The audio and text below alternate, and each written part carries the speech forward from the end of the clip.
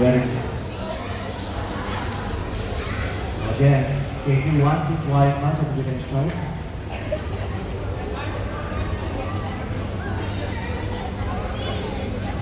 As we continue the celebration of good health, we have to say thank you to our dear school principal, Dr. Jesus Agustin Abipuno, who guide us to become strong and healthy at all times. Also with the teachers who help us to develop the habits to become a healthy and active person.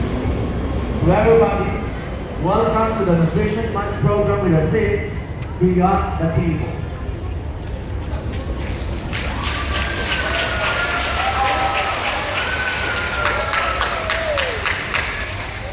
To start and enabling celebration of good nutrition, let us invoke ourselves to the presence of our Lord.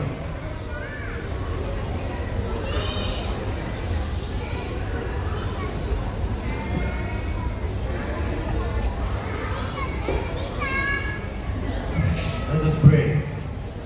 In the name of the Father, Son, and of the Holy Spirit. Amen. Lord, we thank you for this day. We ask that you would guide our path today, more specifically, our thoughts, words, and actions. Please be with us throughout the day and help us navigate whatever comes our way. Most importantly, help us to reflect and live out our lives in a way that is honoring you. Amen.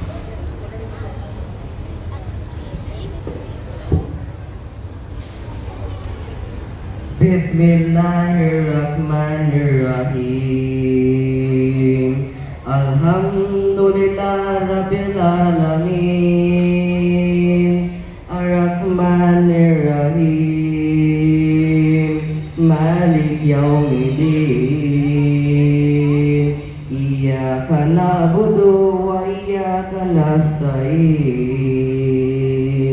Ihdinas siratal mustaqim. Siratal ladzina an'amta 'alaihim ghairil maghdubi 'alaihim waladdallin.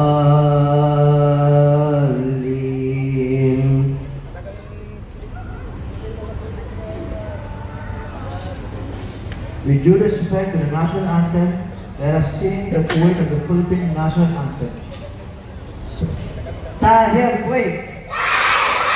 Tahir Kuwait. Tahir Kuwait. Ashalamir.